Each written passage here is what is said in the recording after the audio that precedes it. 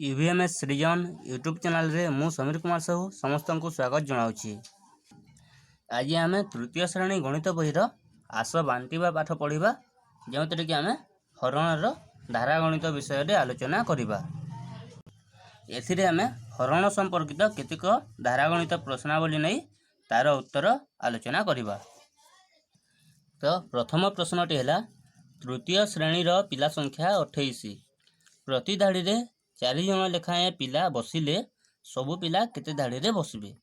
ठीक अच्छे, देख प्रश्न अच्छे तृतीय श्रेणीर पिला संख्या 28 माने 28 जन पिला पढ़ती से मध्य प्रति धाड़ी रे 4 जन लेखाएं पिला बसबे माने गोटे धाड़ी रे 4 जन लेखाएं पिला बसबे।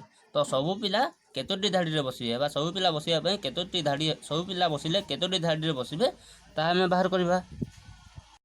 तो प्रथम धाड़ी लिखिबा हमें देख 4 जन पिला गोटे धाड़ी रे बसंती तो लिखिबा 4 जन पिला बसंती। 4 जन पिला बसंती केते धाड़ी रे गोटे धाड़ी रे एकटी धाड़ी रे। तो द्वितीय धाड़ी कौन लिखिबा देख पिला संख्या केते अछि देखिबा पिला संख्या होची 28। तो एठी लिखिबा पिला संख्या समान हैला 28। तो ये 28 जन पिला केते धाड़ी रे बसिबे ताहा लिखिबा 28 जन पिला बसिबे। तो आम केमिति बाहर करबा गोटे धाड़ी रे 4 जन तो 28 जन पिला केते धाड़ी रे बसिबे आगो 28 हरण 4 करबा। तो 28 हरण 4 तो 28 को 4 रे हरण कले केते हेबो 4 खंडा पुणी 4 केउ ठारे 28 अछि 4 7 28 तो यह हेबो 7। तो 28 जन पिला 7 धाड़ी रे बसिबे अतएव सबु पिला 7 धाड़ी रे बसिबे। एथिरे गुणन हेबो कि हरण हेबो ताहा आमे किपरि जानिबा देख एथिरे एक धाड़ी रे बसंती 4 जन पिला तो धाड़ी संख्या टारो पिला संख्या अधिक अछि। तो जेहेतु पिला संख्या अधिक अछि तो 28 जन पिला संख्या अछि तो धाड़ी संख्या 28 रो कम हेबो माने कोन हेबो कम हेले हरण हेबो तेणु आमे हाको हरण करबा। एबे देखिबा द्वितीय प्रश्नटी होची गोटे कलमर दाम 5 टंका चंदन पाखरे 45 टंका अछि से केतोटी कलम किनी पारिबो। तो प्रथमे आमे लिखिबा गोटे कलमर दाम गोटे कलमर दाम केते 5 टंका तो हैला 5 टंका। तापर आमे कोन किबा चंदन पाखरे केते टंका अछि देख 45 टंका तो 45 टंका रे केतोटी कलम मिलबो ताहा देखिबा 45 टंका रे कलम मिलिबो 45 टंका रे केतोटी कलम मिलिबो आमे कोन करबा देख गोटे कलम केते टंका रे मिले 5 टंका रे गोटे कलम मिले तो 45 टंका रे केते हेबो 45 हरण 5 हेबो तो जेती हेबो सेतोटी कलम मिलिबो। तो आमे करबा 45 हरण 5 तो 45 को 5 हरण करले केते हेबो तो 5 खंदा पुणी 4 केउ ठाडे अछि 45 या अछि 5 9 45 तो यह हेबो 9 टी। तो 45 टंका रे 9 टी कलम मिलिबो तेबे से केतोटी कलम किनि पारिबो अतएव से 9 टी कलम किनि पारिबो।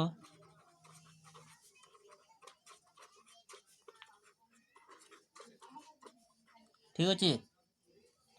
आ गोटे प्रश्न देखिबा प्रश्नटी होची राम पाखरे 270 टंका अछि से केतोटी 10 टंकिया बिस्कुट किनि पारिबो। तो प्रश्न को देखो राम पाखरे केते टंका अछि ना 270 टंका अछि तो से कोन किनिबो 10 टंकिया बिस्कुट माने गोटे बिस्कुट पैकेट रे दाम 10 टंका तो से 10 टंकिया बिस्कुट केते पैकेट से किनि पारिबो ता हम बाहर करबा। तो प्रथमे लिखिबा गोटे बिस्कुट पैकेट रो दाम गोटे बिस्कुट पैकेट रो दाम केते टंका यह हैला देखो जेहेतु 10 टंकिया बिस्कुट तो गोटे बिस्कुट पैकेट दाम हैला 10 टंका। एबे कोन कहबा राम पाखरे केते टंका अछि देखो राम पाखरे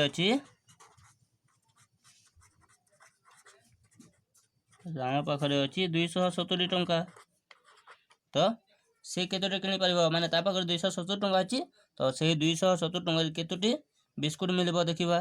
तो 270 टंकार बिस्कुट मिलिबो। केतोटी मिलिबो आमे कोन करिबा आमे 270 को 10 द्वारा हरण करिबा। जेहेतु 10 टंकिया बिस्कुट अटे तेणु आमे 270 को 10 द्वारा हरण करिबा। तो एथिरे करिबा 270 हरण 10। तो देखो जेते बेले आमे 10 रे हरण करू सेते बेले कोन करू आम जो संख्या को 10 द्वारा हरण करिबा सही संख्यार गोटे शून्य को काटी देबा। तो एथिरे देखो एथिरे गोटे शून्य अछि तो एई शून्य टी कटि जिवो माने हेबो 27। तो 270 हरण 10 होला 27 माने 270 टंका रे 27 पैकेट बिस्कुट मिलिबो। तो से केतोटी 10 टंकिया बिस्कुट किनि पारबो अतएव से 27 टी 10 टंकिया बिस्कुट किनि पारिबो। ठीक अछि। एही प्रश्न रे देखो यह होची 75 टंका रे केतोटी 5 टंकिया कलम मिलिबो। माने कोन 75 टंका रे केतोटी 5 टंकिया कलम किनि हेबो ताहा देखिबा। तो एतिरे देखो गोटिए कलम रो दाम केते टंका 5 टंका। तो आमे यार उत्तर लिखिबा गोटिए कलम रो दाम। तो गोटिए कलम रो दाम केते टंका 5 टंका। तो हैला 5 टंका। तो आम कोन जानिबार अछि 75 टंका रे केते कलम मिलिबो। तो एटी लिखिबा 75 टंका रे कलम मिलिबो। एटा देखो 5 टंका रे गोटिए कलम मिले। तो 75 टंका रे केते कलम मिलिबो 75 को 5 द्वारा हरण करिबा। तो हेबो 75 हरण 5। तो यह को हम हरण करिबा 75 हरण 5 कले हेबो देखो 5 1 5 7 रो 5 विजय कले हला 2 5 को लेबा 25 तो 5 5 25। ठीक अछि। तो यार उत्तर हला 15। तो 75 हरण 5 हला 15 माने 75 टंका रे 15 टी 5 टंकिया कलम मिलिबो। अतएव 75 टंका रे 15 टी 5 टंकिया कलम मिलिबो। तो वर्तमान आउ गोटे प्रकार प्रश्न देखिबा। देखो 27 मीटर लंब एक दौड़ी रु 3 मीटर लंबर केते खंड दौड़ी कटा जाई परिबो। माने कोन 27 मीटर लंब एक दौड़ी माने दौड़ी रे लंब हला 27 मीटर। एथरो आमे कोन करिबा यहा का आमे 3 मीटर लेखाए खंड खंड करी काटिबा। तो केते खंड हेबो ताहा हमको जानिबार अछि।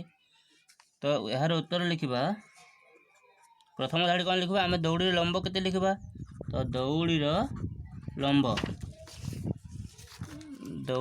हला दौड़ी रे लंब केते देखो यार लंब अछि 27 मीटर। तो एथि हेबो 27 मीटर।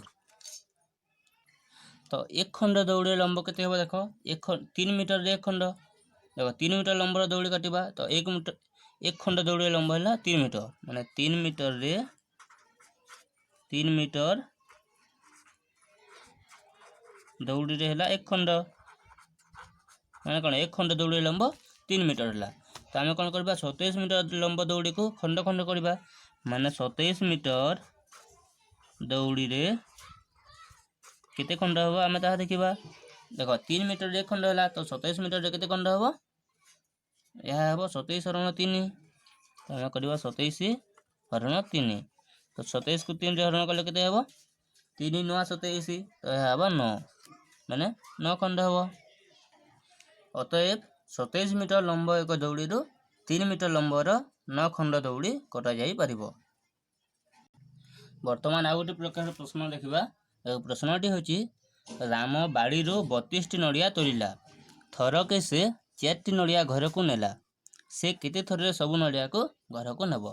माने कोन राम तांको बाड़ी रे 32 टी नड़िया तोड़िला और से थरके 4 टी माने गोटिए थर घर को 4 टी लेखा नेला थरके 4 टी लेखा नेला। तो केते थर रे से सब नड़िया घर को नेबो ताहा हिसाब करिबा। तो प्रथमे लिखिबा नड़िया संख्या केतोटी नड़िया तोलिछि से तोलिछि 32 टी नड़िया। तो नड़िया संख्या हला 32। ठीक अछि। एबे देखो थरक से 4 टी नड़िया घर को नेला माने एक थर रे नड़िया नेला देखो एक थर रे नड़िया केते नेला थरक नड़िया 4 टी नेला तो हेबा 4 टी। तो से केते थर सबू नड़िया को सबू नड़िया मान केते नड़िया 32 नड़िया तो 32 नड़िया केते थर घर को नब बाहर करवा तो 32 नड़िया को घर को नब तो कई थर नब देखो आम करवा 32 हरण 4 तो यह 32 हरण 4 मैंने थर 4 लेखा ना 32 टाक थर ना हिसाब करवा तो यह 32 हरण 4 32 को 4 हरण कले 4 8 32 माने 8 थर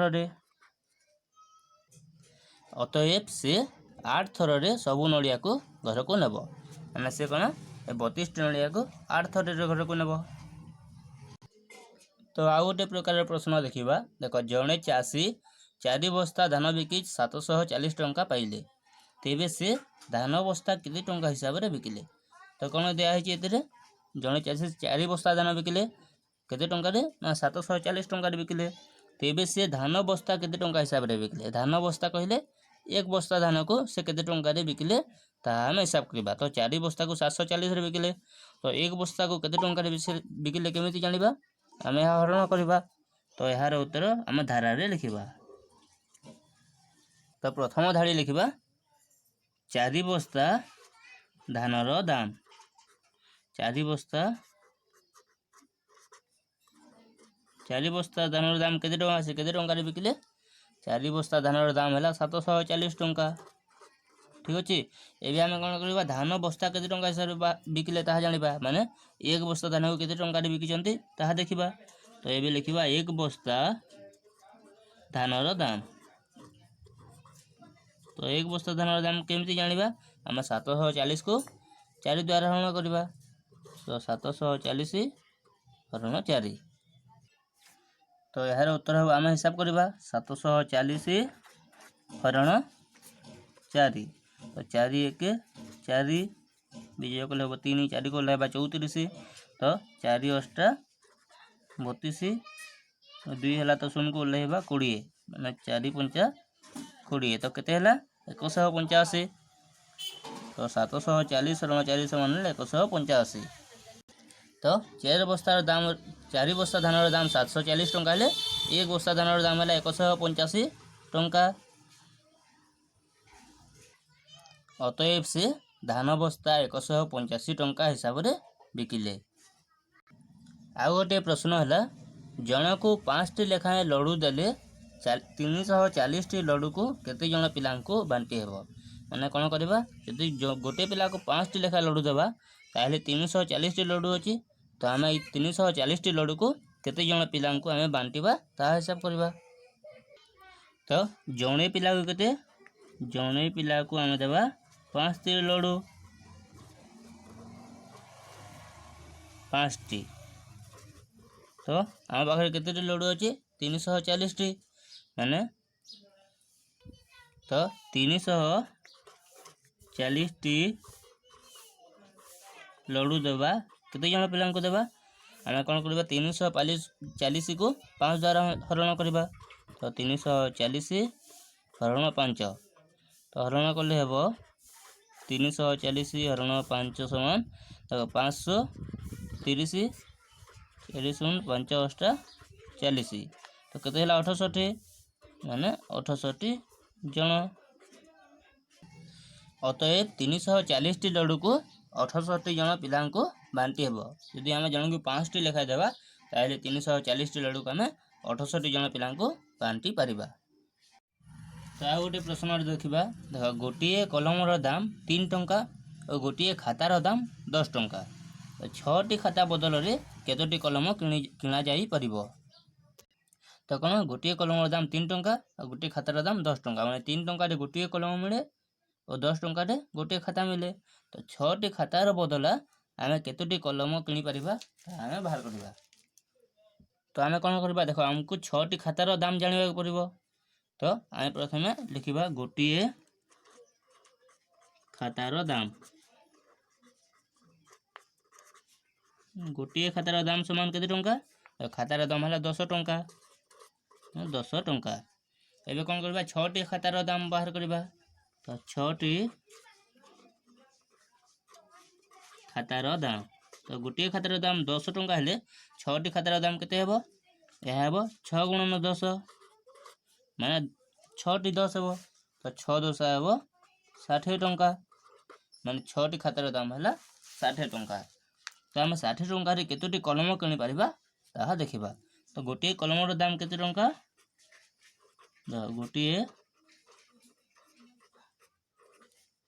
ଗୋଟିଏ କଲମର ଦାମ ସମାନ ହେଲା 3 ଟଙ୍କା। ତ ଏଇ 60 ଟଙ୍କାରେ 3 ଟଙ୍କିଆ କେତୋଟି କଲମ କିଣିପାରିବା ତା ହିସାବ କରିବା। ତ 60 ଟଙ୍କାରେ କଲମ ମିଳିବ ବୋଲେ 60 ଟଙ୍କାରେ କଲମ ମିଳିବ କେତୋଟି? 60 ହରଣ 3 କରିବା। ତ 60କୁ ଆମେ 3 ଦ୍ୱାରା ହରଣ କରିବା। ତ 60 ହରଣ 3 କଲେ କେତେ ହେବ? 60 ହରଣ 3 ତ 3 ଗୁଣ ହେଲା 6 ଶୂନ ଶୂନକୁ ଓହ୍ଲାଇବା ତ 3 ଶୂନ ଶୂନ ତ କେତେ ହେଲା 20। ତ 60 ହରଣ 3 ସମାନ ହେଲା 20 ମାନେ 60 ଟଙ୍କାରେ କଲମ ମିଳିବ 20ଟି। ମାନେ ଆମେ 6ଟି ଖାତାର ଦାମରେ 20ଟି କଲମ କିଣିପାରିବା। ତ ଅତଏବ 6ଟି ଖାତା ବଦଳରେ 20ଟି କଲମ କିଣା ଯାଇପାରିବ। ଠିକ ଅଛି। ତ ଆଉ ଗୋଟେ ପ୍ରକାର ପ୍ରଶ୍ନ ଦେଖିବା। ଦେଖ ଦୁଇଟି ସଂଖ୍ୟାର ଗୁଣଫଳ 36। ତ ଗୋଟିଏ ସଂଖ୍ୟା 4 ହେଲେ ଅନ୍ୟ ସଂଖ୍ୟାଟି କେତେ? ତ କ'ଣ ଦୁଇଟି ସଂଖ୍ୟାକୁ ଯଦି ଆମେ ଗୁଣନ କରିବା ତାହେଲେ ଗୁଣଫଳ 36 ହେବ। ତ ସେଥିମଧ୍ୟରୁ ସେ ଦୁଇ ସଂଖ୍ୟାରୁ ଗୋଟିଏ ସଂଖ୍ୟା ହେଉଛି 4। ତ ଅନ୍ୟ ସଂଖ୍ୟାଟି କେତେ ଆମେ ହିସାବ କରିକି ଲେଖିବା। ତ ଦେଖ ଏହା ଉତ୍ତର ଲିଖିବା। ପ୍ରଥମେ ଲେଖିବା ଗୁଣଫଳ। ତ ଗୁଣଫଳ କେତେ? ଗୁଣଫଳ ହେଲା 36। ତ ଗୋଟିଏ ସଂଖ୍ୟା କେତେ? ଗୋଟିଏ ସଂଖ୍ୟା ହେଉଛି ଗୋଟିଏ ସଂଖ୍ୟା ସମାନ 4। ତ ଅନ୍ୟ ସଂଖ୍ୟାଟି ଆମେ ବାହାର କରିବା। ଅନ୍ୟ ସଂଖ୍ୟା ସମାନ କିପରି ବାହାର କରିବା? ଦେଖ ଯେତେବେଳେ ଆମେ ଦୁଇଟି ସଂଖ୍ୟାକୁ ଗୁଣନ କରୁ ତ ଯେଉଁ ଗୁଣଫଳ ବାହାରେ ଗୁଣଫଳକୁ ଆମେ ଗୋଟିଏ ସଂଖ୍ୟା ଦ୍ୱାରା ହରଣ କଲେ ତାର ଭାଗଫଳ ଯେଉଁ ସଂଖ୍ୟା ବାହାରେ ତାହା ଅନ୍ୟ ସଂଖ୍ୟା ହୁଏ। ମାନେ ଆମେ ଗୁଣଫଳକୁ ଗୋଟିଏ ସଂଖ୍ୟା ଦ୍ୱାରା ହରଣ କଲେ ସେଥିରୁ ମିଳୁଥିବା ଭାଗଫଳ ହେଉଛି ଆଉ ଗୋଟିଏ ସଂଖ୍ୟା। ତ 4 ସହ ଯେଉଁ ସଂଖ୍ୟାକୁ ଗୁଣନ କଲେ 36 ହେବ ଆମେ 36କୁ 4 ଦ୍ୱାରା ଭାଗ କଲେ ସେହି ସଂଖ୍ୟା ମିଳିବ। ତ ଅନ୍ୟ ସଂଖ୍ୟା ଆମେ କିପରି ବାହାର କରିବା? 36କୁ ଆମେ 4 ଦ୍ୱାରା ହରଣ କରିବା। ତ 36 ହରଣ 4 ମାନେ 36 ହରଣ 4 କଲେ କେତେ ହେବ? ଦେଖ 4 ଖଣ୍ଡା ପଣିକିଆରେ କେଉଁଠାରେ 36 ଅଛି? ଏହା ଅଛି 4 ନୂଆ ତ ଏହା ହେବ 9। ମାନେ ଆମେ ଏଇ ଗୁଣଫଳରୁ ଗୋଟିଏ ସଂଖ୍ୟାକୁ ହରଣ କରିବା। ତ 36 ହରଣ 4 କଲେ ହେଲା 9 ମାନେ ଅନ୍ୟ ସଂଖ୍ୟାଟି 9 ହେଲା। ତ ଅତଏବ ଗୋଟିଏ ସଂଖ୍ୟା 4 ହେଲେ ଅନ୍ୟ ସଂଖ୍ୟାଟି 9। ବୁଝିଲ? ତ ଏହିପରି ଆଉ ଗୋଟେ ପ୍ରଶ୍ନ ନେଇକି ଦେଖିବା। ଦୁଇଟି ସଂଖ୍ୟାର ଗୁଣଫଳ 48। ତ ଗୋଟିଏ ସଂଖ୍ୟା 8 ହେଲେ ଅନ୍ୟ ସଂଖ୍ୟାଟି କେତେ? ଏଥିରେ ମଧ୍ୟ ତାର ଗୁଣଫଳ ଦିଆହେଉଛି ଆଉ ଗୋଟିଏ ସଂଖ୍ୟା ଦିଆହେଉଛି। ଆମେ ଅନ୍ୟ ସଂଖ୍ୟାଟି ନିର୍ଣ୍ଣୟ କରିବା। ତ ପ୍ରଥମେ ଲେଖିବା ଗୁଣଫଳ। ଗୁଣଫଳ କେତେ ଅଟେ? ଗୁଣଫଳ ହେଲା 48। ତ ଗୋଟିଏ ସଂଖ୍ୟା ହେଲା ଗୋଟିଏ ସଂଖ୍ୟା ସମାନ 8। ତ ଅନ୍ୟ ସଂଖ୍ୟା କିପରି ବାହାର କରିବା? ଅନ୍ୟ ସଂଖ୍ୟା ସମାନ ଗୁଣଫଳ ହରଣ ଗୋଟିଏ ସଂଖ୍ୟା। ଗୁଣଫଳ ହରଣ ଗୋଟିଏ ସଂଖ୍ୟା ମାନେ ଗୁଣଫଳକୁ ଆମେ ଯଦି ଗୋଟିଏ ସଂଖ୍ୟା ଦ୍ୱାରା ହରଣ କରିବା ତାହେଲେ ଅନ୍ୟ ସଂଖ୍ୟାଟି ପାଇବା। ମାନେ ଗୁଣଫଳ ହେଉଛି 48 ହରଣ 8। ତ 48କୁ 8ରେ ହରଣ କରିଲେ କେତେ ହେବ? 8 ଖଣ୍ଡ ପଣିକିଆରେ 48 ଅଛି। ଏହା ଅଛି 848। ତ ଏହା ହେବ 6। ମାନେ 48କୁ 8 ଦ୍ୱାରା ହରଣ କଲେ 6 ହେଲା। ତ ଅନ୍ୟ ସଂଖ୍ୟାଟି ହେଲା 6। ଅତଏବ ଗୋଟିଏ ସଂଖ୍ୟା 8 ହେଲେ ଅନ୍ୟ ସଂଖ୍ୟାଟି 6। ଏବେ ଦେଖିବା ଆଉ ଗୋଟେ ପ୍ରକାର ପ୍ରଶ୍ନ। ଏହା ହେଉଛି 8ର 5 ଗୁଣ 4ର କେତେ ଗୁଣ ସହ ସମାନ? ମାନେ 8ର 5 ଗୁଣ 4ର କେତେ ଗୁଣ ହେବ? ତ ଏହାର ଉତ୍ତର ଆମେ କିପରି ବାହାର କରିବା? ଏହାର ଉତ୍ତର କରିବା ପ୍ରଥମେ 8ର 5 ଗୁଣ ନିର୍ଣ୍ଣୟ କରିବା। ତ 8ର 5 ଗୁଣ 8ର 5 ଗୁଣ ସମାନ କେତେ? ଏହା ହେଲା 8 ଗୁଣନ 5 ସମାନ 8 ପଞ୍ଚା 40। ତ 8ର 5 ଗୁଣ ହେଲା 40। ଏବେ ଆମେ କ'ଣ କରିବା? ଏଇ 4ର କେତେ ଗୁଣ ତାହା ବାହାର କରିବା। ତ ଏଇ 40 ସମାନ 4ର କେତେ ଗୁଣ ଆମେ ତାହା ବାହାର କରିବା। ତ ଆମେ କ'ଣ କରିବା? 40 ସମାନ ହେବ आम यहाँ बाहर करवा 40 हरण 4 करवा। तो 40 हरण 4 कले 10 मतलब 40 समान है 40 समान है 4 10 गुण। अतएव 8 5 गुण 4 10 गुण सह समान।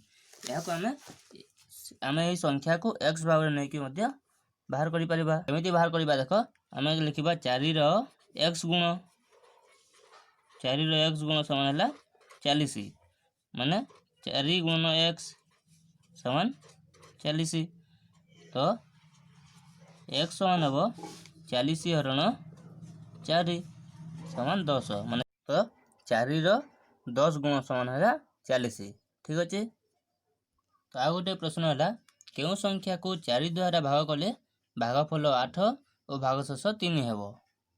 तो एठारे कौन आम गोटे संख्या को 4 द्वारा भाग करवा जहाँफल भागफल 8 हेब भागशेष 3 हेब।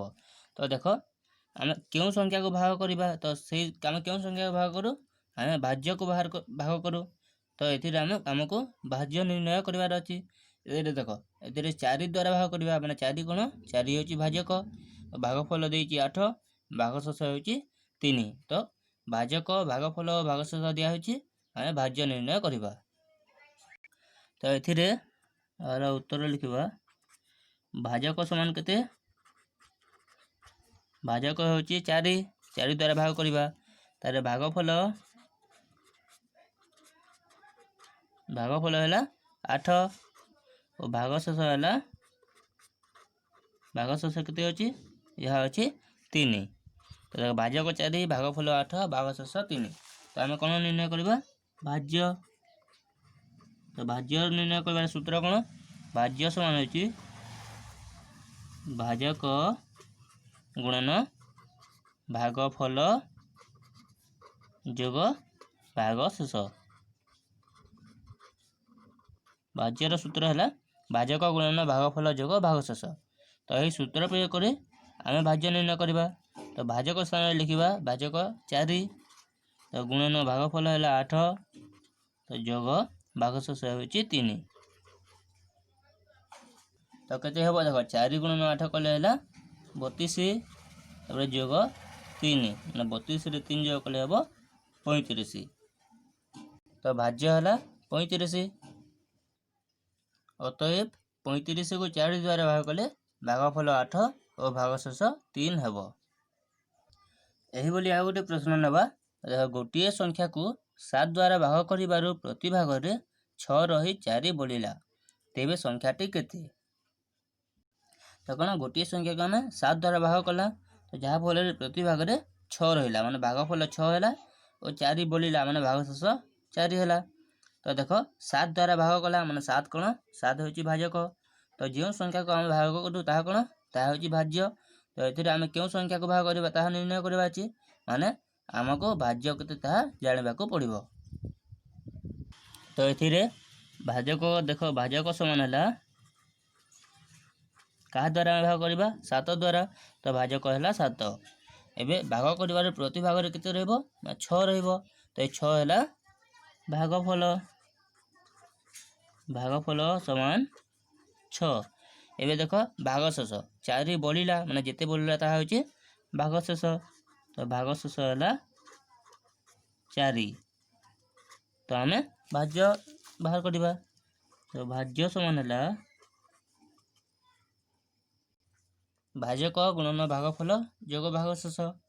तो ये आम लिखा तो भाजक केते भाजक है 7 गुणन भागफल मैंने भागफल है 6 तो जोग भागशेष भागशेष है 4। तो 7 गुणन 6 जोग 4 तो 7 गुणन 6 कले 42 तो जोग करवा 4 42 और 4 मिसी हम 46 मान भाज्य है 46।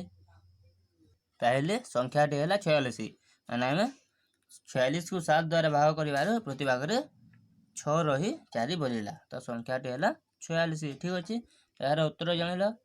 तो तुम यहीपरी प्रश्न रे भाज्य निर्णय कर आम आउ गोटे प्रकार प्रश्न देखा। प्रश्नटी हूँ 66 को क्यों संख्या द्वारा भाग कले भागफल 11 हेब माने 66 को आम क्यों संख्या द्वारा भाग करवा जहाँफल भागफल 11 हेब। तो ये देख छटी को आम भाग करवा माने 66 होची भाज्य और भागफल है 11। तो आम क्यों संख्या द्वारा भाग करवा तो जो संख्या द्वारा आम भाग करूँ ताहा कौन ताहा होची भाजक। आम भाजक निर्णय करवा ए देख ए भाज्य है भाज्य 66 और भागफल है 11।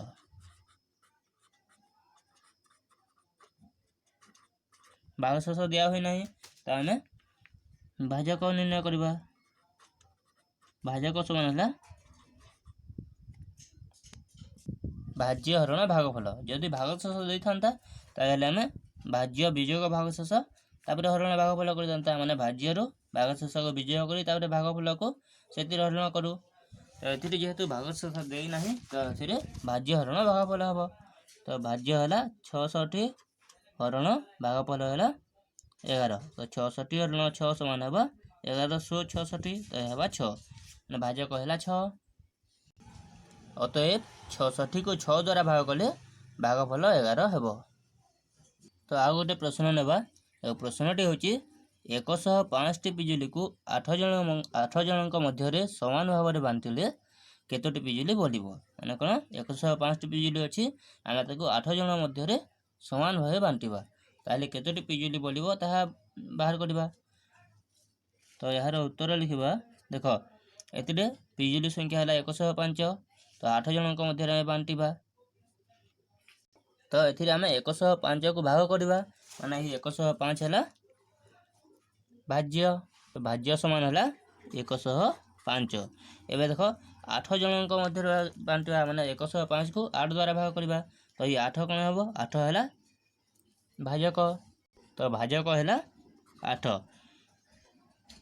तो ये 105 पिजुली को 8 जन मध्य समान भाव बांटिले केतोटी पिजुली बोलिबो ताहा जानिबार अछि। तो केतोटी बोलिबो माने ताहा कोन जेतोटी बोलिबो ताहा हो भागशेष।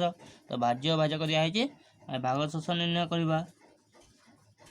तो भागशेष समान है बोलो आम 105 को 8 द्वारा हरण करबा। तो 105 हरण 8 8 1 8 विजय कले 2 5 तो 8 3 24। तो केतोटी बोलिला 1 बोलिला। तो आम 105 पिजुली को 8 जन मध्य समान भाव बांटिले प्रति भागटे 13 लेखाएं पड़ो और 1 पिजुली बा गोटे पिजुली बोलिबो। तो भागशेष है 1।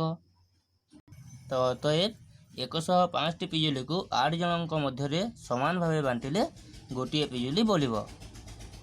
ठीक अच्छे पिला माने ताहले तुम ए प्रकार धारागणितर उत्तर गुड़िक कर तुम बही रे एपरी केतेक धारागणित प्रश्न अच्छी तुम ताहार उत्तर निज निज खातार अभ्यास करिवो।